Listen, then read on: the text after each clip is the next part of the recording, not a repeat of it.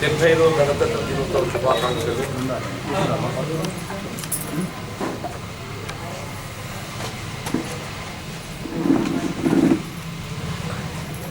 నిన్నటి రోజు గౌరవ మాజీ నిజామాబాద్ పార్లమెంట్ సభ్యురాలు, ప్రస్తుత నిజామాబాద్ స్థానిక సంస్థలకు చెందిన శాసన మండలి సభ్యురాలు, అట్లాగే తెలంగాణ జాగృతి అధ్యక్షురాలైనటువంటి కవిత గారు ఏదైతున్నదో వాళ్ళ బీఆర్ఎస్ పార్టీ నాయకుడిపై ఒక బలహీన వర్గాలకు చెందినటువంటి నిరుపేద నిరుద్యోగ యువకుని బలవన్ మరణానికి కారకుడైనటువంటి ఒక ప్రజాప్రతినిధి విచారణలో ఏదైతుందో నేరం రుజువు కాబడటంతో న్యాయస్థానానికి నివేదిస్తే న్యాయస్థానం రిమాండ్ చేయటం, అతని పరామర్శకు వచ్చిన సందర్భంగా వాస్తవాలు తెలుసుకొని మాట్లాడితే బాగుంటుంది. మన పార్టీ నాయకుడు ఒక నేర ఆరోపణతో రిమాండ్ చేయబడ్డాడు కాబట్టి పరామర్శకు వస్తే సంతోషం. ఏ రాజకీయ పార్టీ కానీ వాళ్ళ పార్టీ నాయకుడే కానీ కార్యకర్త కానీ ఏదన్నా నేర ఆరోపణతో రిమాండ్ చేయబడిన లేక ఇతరత్ర ఇబ్బందుల్లో ఉన్నట్టయితే పరామర్శ చేయడం సహజం. ఆమె కూడా పరామర్శకు వస్తే ఇట్స్ బట్ న్యాచురల్, అందులో పెద్ద అదే. కానీ వాస్తవాలు తెలుసుకోకుండా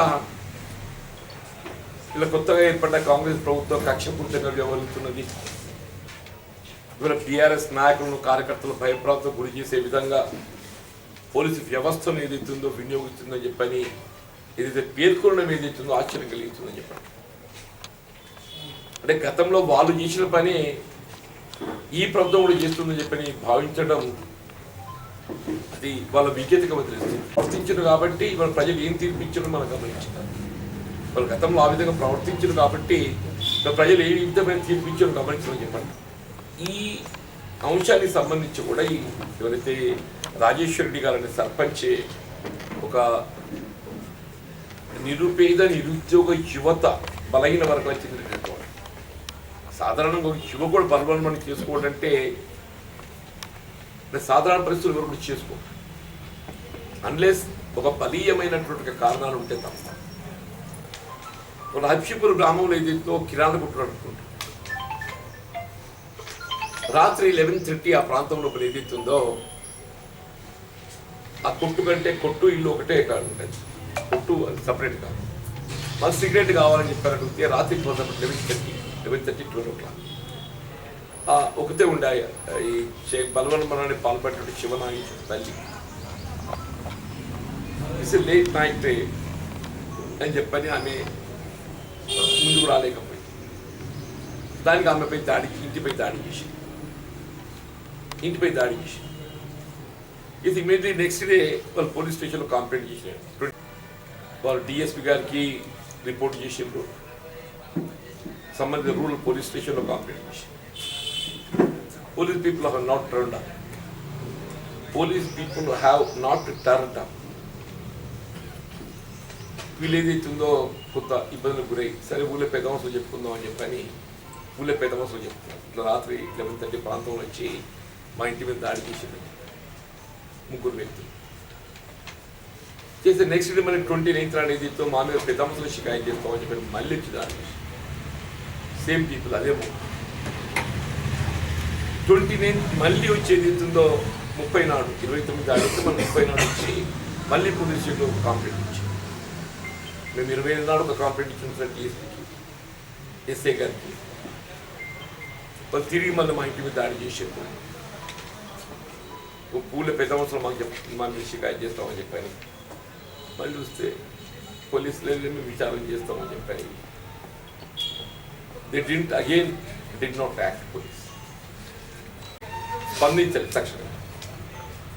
నిజంగానే పోలీసు గట్ట తక్షణమే స్పందించి ఉంటే ఈ అమాయక యువకుడు ఏదితో బలయ్యబడి ఒక విధంగా చెప్పాలంటే దీనిలో పార్ట్లీ పోలీసు నిర్లక్ష్యం కూడా ఉందని చెప్పాలి. ఇందులో పార్ట్లీ పోలీసు మీన్ టైం ఏదైతుందో సర్పంచ్ గారు ఫోన్ చేసి బెదిరించడం, నువ్వు కేసు విత్డ్రా చేసుకోకుంటే ఏదైతున్నదో నువ్వు ఎట్లుంటావు చూస్తావని చెప్పని ఆ ముగ్గురు పక్షాన్ని బెదిరించడం.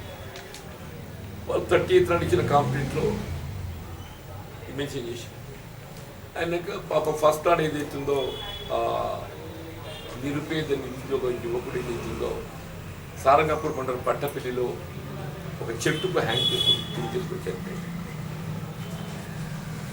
అప్పుడు సారంగపూర్ పోలీస్ స్టేషన్లో complaint lodging police station on first ఇవాళ కాదు 1st of October this complaint was lodging Sarangpur police station on 1st of October 1/10/2023 నాడు కంప్లైంట్ లాడ్జ్ చేసి అప్పుడు రాష్ట్రంలో టీఆర్ఎస్ ప్రభుత్వం అధికారంలో ఆ ముగ్గురు దాడితో పాటుగా సర్పంచ్ గారు కూడా థ్రెడ్ చేసేట్టు సర్పంచ్ గారు కూడా థ్రెడ్ చేయడంతో నా కొడుకు ఏదైతుందో బలవాన్ మరణానికి పాల్పడ్డాడు అని చెప్పని ఇది 1/10/2023 నాడు కంప్లైంట్ చేసి అప్పుడు రాష్ట్రంలో టీఆర్ఎస్ ప్రభుత్వం అధికారంలో 29-23 రోజులు రాత్రి 11 మళ్ళీ మా ఇంటికి వెళ్ళి చంపుతామని బెదిరించినారు. ఇంటి విషయం గురించి 39-20 రోజులు జగిత్యాల రూరల్ పిఎస్లో 5 ముగ్గురుపై ఫిర్యాదు ఇవ్వగా ఫిర్యాదు వెనక్కి తీసుకోవాలి లేదంటే మా కుటుంబాలందరినీ చంపేసామని 5 ముగ్గురు బెదిరించినారు. మా గ్రామ సర్పంచ్ మారు రాజేశ్వరుడు కూడా మమ్మల్ని ఫిర్యాదు వెనక్కి తీసుకోవాలని బెదిరించినాడు. ఇది అది కంటెంట్. ఇది కోర్టులో ఉన్నది, మార్పు చేయడానికి వీల్లేదు. తర్వాత ఏదైతే ఉన్నదో 14th October నాడు ఏదైతే విచారణ ప్రోగ్రెస్లో 14th October నాడు ఆ ముగ్గురిని రిమాండ్ చేస్తూ ఈ సర్పంచ్ గారు ఎవరైతే ఉన్నారో వారు పరారీలో ఉండి చెప్పని కోర్టుకు నివేదించారు. ఇది ఇవాళ కాదు, 14th of October 2023 నాడు వాళ్ళు నివేదించారు. I read out the content. The deceased hanged himself due to afraid of threatenings of accused persons A1 to A4. Threatenings of accused persons A1 to A4. A4 is the Sarpanch Rajeshwar. A4. And they would kill him if not withdrawn the complaint that filed in the Jagittal Rural Police Station against accused persons A1 to A3. Jagittal Rural Police Station case నమోదు చేసిందో అది withdraw చేసుకోకుంటే మేము చంపుతామని చెప్పని ఈ నలుగురు బెదిరించిండ్రు. నలుగురు ఆ మొదటి ముగ్గురు నేరం చేసినలో ఈ సర్పంచ్. ఇది నేను రాసింది కాదు. ఇదే విచారణ పోలీస్ అధికారి గారు 14th of October నాడు కోర్టుకు నివేదించిన remand sheet 14th of October 2023. Thus the A1 to A4 have abetted the deceased to commit suicide. కాబట్టి ఈ A1 to A4 నలుగురు ఏదైతున్నదో ఈ వ్యక్తి బలవన్మరణం చేసుకోవడానికి కారకులు అని చెప్పి పేర్కొంది. ఇది అన్నాడు 14th of October 2023. ఇది మీకు రాలేదు, ఇది ఇస్తాను నేను. అది ఓన్లీ దాని వచ్చి సింపుల్ సెంటెన్స్ అక్యూజ్ అన్నది రిమాండ్ షీట్ కంటెంట్ కూడా ఉంది. మళ్ళీ ఇంకేమన్నారు, thus the accused A1 to A3 committed this offence punishable under section 448 45 ready with 34 IPC and A4 అంటే ఎవరు ఈ సర్పంచ్ గా కమిటెడ్ అండర్ సెక్షన్ 306 IPC. అది మీకు ఫోటో తీసి పెట్టుకోని చెప్పిన ఈ మొత్తం పేజ్ ఇచ్చేస్తుంది. ఇది ఎప్పుడు ఇచ్చింది? 14th of October 2023. 14th of October 2023 నాడు ఇదే విచారణ అధికారి గారు, ఇదే సబ్ ఇన్స్పెక్టర్, ఇదే డిఎస్పీ గారు, ఇదే సబ్ ఇన్స్పెక్టర్, ఇదే డిఎస్పీ గారు నివేదించిన రిపోర్టింగ్. ఆనాడు టీఆర్ఎస్ ప్రభుత్వం ఉన్నది. Definitely it's friendly police. నేను మేడం గారు ఏదైతుందో ఫ్రెండ్లీ పోలీస్ అన్నదో డెఫినెట్లీ ఇట్స్ ఫ్రెండ్లీ పోలీస్. ఆనాటి టీఆర్ఎస్ ప్రభుత్వం ఫ్రెండ్లీ పోలీస్ కాబట్టే ఇవాళ A4 పై నేరం నిర్ధారణ జరిగినప్పటికీ కూడా, సర్పంచ్ గారిపై నేరం నిర్ధారణ జరిగినప్పటికీ కూడా వాళ్ళు 14th October 2023 నాడు నేరం నిర్ధారణ జరిగినట్టు పేర్కొని రిమాండ్ షీట్ ఫైల్ చేసి కూడా మొదటి ముగ్గురిది అతన్ని ఏదైతుందో పరారీ చూపెట్టారు. ఒక బలహీన వర్గాలకు చెందినటువంటి యొక్క నిరుద్యోగ యువకుడు ఏదైతుందో గ్రామస్తులు పెట్టుబడిదారి వర్గం యొక్క దాష్టికానికి దౌర్జన్యానికి ఏదైతుందో బ్రతకలేక చట్టం పట్ల విశ్వాసం కోల్పోయి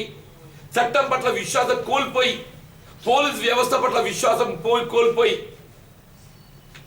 అదే గ్రామంలో ఏదైతుందో దయచేసి దాస్తికాలకు భయభ్రాంతులకు గురై ఏదైతుందో ఇలా ప్రాణం అర్పించుకుండే అంటే ప్రాణం అర్పించుకుంటే నాకు ఆశ్చర్యం అని చెప్పాడు. ఇక్కడ కవిత గారు కూడా ఒక తల్లి, ఒక ఆడబిడ్డ, ఒక మాతృమూర్తి అని చెప్పంట. నువ్వు కూడా నువ్వు నీ పార్టీకి సంబంధించిన వ్యక్తి కాబట్టి పరామర్శించు. కానీ ఆ తల్లి హృదయం ఏదైతుందో ఏ విధంగా ద్రవించింది, ఒక కొడుకును కోల్పోయేందుకు నువ్వు ఆలోచన చేయాలి. ఒక తల్లిగా ఒక కన్న తల్లి ఏదైతుందో గ్రామస్తుల దాస్తికానికి, పెట్టుబడిదారుల దాస్తికానికి ఏదైతుందో, అధికార పార్టీ దాస్తికానికి, పోలీస్ నిశ్చేష్టకు, పోలీస్ నిర్లక్ష్యానికి, ప్రభుత్వ నిర్లక్ష్యానికి, ఏ ఫ్రెండ్లీ పోలీస్ నెపంతో అధికార పార్టీకి తొత్తుగా మారినటువంటి యొక్క పరిస్థితులలో నా కొడుకు జీవితాన్ని ఏదైతుందో మరి అర్పించుకుంటే త్యాగం బలవన్ పాలైన నేను నిజంగా అప్రిషియేట్ కవిత గారు ఏదైతుందో ఆ కన్న తల్లి కూడా పరామర్శిస్తే అప్రిషియేట్ చేస్తున్నాయి అంటున్నాయి. నువ్వు జైలుకు పోయేదైతుందో నేరారోపణ ఎదుర్కొంటున్నటువంటి ఒక నేరస్తుని పరామర్శిస్తావు. నువ్వు జైలుకు పోయేదైతుందో నేర ఆరోపణ ఎదుర్కొంటున్నటువంటి ఆ నేరం కూడా సామాన్యమైన నేరం కాదు. ఒక వ్యక్తి బలవన్ మరణానికి కారణమైనటువంటి ఒక నేరం 306 IPC ఏదో సాధారణ పెట్టి కేసు కాదు. ఇది ఇవాళ నమోదు చేయబడిన కేసు కాదు. రాష్ట్రంలో కాంగ్రెస్ ప్రభుత్వం ఏర్పడిన తర్వాత నమోదు చేయబడిన కేసు కాదు. ఇది this was registered in 1st October. రాష్ట్రంలో తెలంగాణ ప్రభుత్వం ఎంతో రాజకీయ కోణం మీద మానవత్వం లేదా మీకు? ఎంతో రాజకీయ కోణంతో మానవత్వం లేదా అని చెప్పంటూ నేను ఒక మానవీయ కోణంలో ఆలోచన చేయండి, ఒక మానవీయ కోణంలో ఆలోచన చేయండి అని చెప్పంటున్నా. దయచేసి ఏదైనా ఆరోపణలు చేయబోయే ముందు దాని పూర్వపరాల వాస్తవాలు గ్రహించి ఆరోపిస్తే సంతోషిస్తాం. మీ పరామర్శ మేము భిన్నం కాదు. ఓదార్చి వాస్తవాలు తెలుసుకుంటే ఎంత బాగుంటుండే. మరి ఆ విధంగా ఆర్థికత్వం పెంచుకునేటటువంటి ఒక మార్గాలు అందరికీ పెడితే బాగుంటుంది కదమ్మా. ఇవాళ మీ శ్రమతో మీరు పైకి రావచ్చు, మాకు తెలియదు. మీ ఇంటెలెక్చువాలిటీ, మీ మేధస్సుతో మీరు పైకి రావచ్చు అమ్మా. మీకున్న మేధస్సుతో ఏది ఇస్తుందో మీరు వందలు వేల కోట్లకు అధిపతి కావచ్చు. మీరు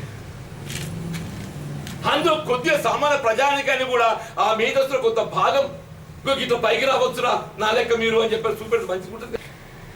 తెలంగాణ రాష్ట్ర సాధన కేవలం మీ కొరకే, మీ కుటుంబం కొరకే కాదు కదా. తెలంగాణ రాష్ట్ర సాధన కేవలం మీ కొరకు, మీ కుటుంబం కొరకే కాదు కదా. సామాన్య ప్రజానికం కూడా ఏదైతుందో ఆ ఫలాలు పొందాలవుతామ్మా. మీరు వందలు వేల కోట్లకు అధిపతులు అయితే మొత్తం తెలంగాణ బాగుపడ్డట్టేనమ్మా. మీ విలాసవంతమైన జీవితం గడిపితే అందరూ అటువంటి విలాసవంతమైన జీవితం గడిపినట్టేనా? వాస్తవాలు మాట్లాడితే ఎందుకు కులికిపడడం అంటూ వాస్తవాలు మాట ఎందుకు కులికిపడడం చెప్పంటున్నా. గ్రహించండి, తెలుసుకోండి, గతంలో జరిగిన పొరపాటు తెలుసుకోండి. యు రియలైజ్ పశ్చాత్తాపం. యేసుప్రభువు ఏం చెప్పిండో, పశ్చాత్తాపాన్ని మించినటువంటి యొక్క శిక్ష ఇది లేదన్నా. మీరు మరణం చేసుకోండి, మీతో ఏం పొరపాటు జరిగింది. పశ్చాత్తాపం అని మాతో పొరపాటు జరిగింది, ఇది జరిగి ఉండవలసింది కాదు, చేసి ఉండవలసింది కాదు. ముందు మీ ఏంటి, మీ స్థితిగతులు, ఆర్థిక స్తోమత ఒక్కసారి అక్కడికి పోండి, తెలిసి వస్తుందని చెప్పంటారు. మీరు ఈ కుటుంబం బాగుపడగానే మొత్తం రాష్ట్రంలో బాగుపడేది బంగారు తెలంగాణ. బంగారు ఎవడి బంగారు తెలంగాణ? నీకు నీ కుటుంబానికి బంగారు తెలంగాణ. ఎవరికి వచ్చిన బంగారం వడ్డాలాలు మీకు వచ్చిన తల్లి, ఎవరికి వచ్చిన బంగారం వడ్డాలాలు పోయి చూద్దాం. సామాన్య కుటుంబాలు ఎవరైనా బంగారం వడ్డాలని పెట్టుకుంటున్నారు. మెడలు పుస్తలేవమ్మా, మెడలు మెడ కట్టుకుంటారుగా, అది బంగారు పుస్తలు అని చెప్పట్టున్నాయి. మీరు ఒక బాధ్యత గల నాయకురాలు, సాధారణ నాయకురాలు కాదు. మీరు అందరిలాగా మీరు సాధారణ నాయకురాలు కాదు. జాగృతి అనే ఒక స్వచ్ఛంద సంస్థ, ఏ రాజకీయ కాంక్ష లేని స్వచ్ఛంద సంస్థ జాగృతి. జాగృతి అనేది ఏ రాజకీయ కాంక్ష లేని సేవా దృక్పథంతో ఏర్పాటు చేసిన స్వచ్ఛంద సంస్థకు మీరు అధిపతి. ఆ హోదాలో మాట్లాడింది దయచేసి. అక్కడ కన్న తల్లి హృదయం ద్రవిస్తుంటే, కొడుకును కోల్పోయి 20 సంవత్సరాలు కన్న కొడుకును కోల్పోయి ఆ తల్లి హృదయం ద్రవిస్తుంటే, ఆ మాతృమూర్తిని ఏదైతుందో ఒక తల్లి, నువ్వు కూడా ఒక తల్లివే కదమ్మా. ఒక ఆడబిడ్డ ఆలోచన చేయాలని బాధ మీకు లేదమ్మా. సారీ, నాకు నిజంగా కూడా చాలా బాధ అనిపిస్తుంది. ఈ రాజకీయాలు ఎందుకు అర్థం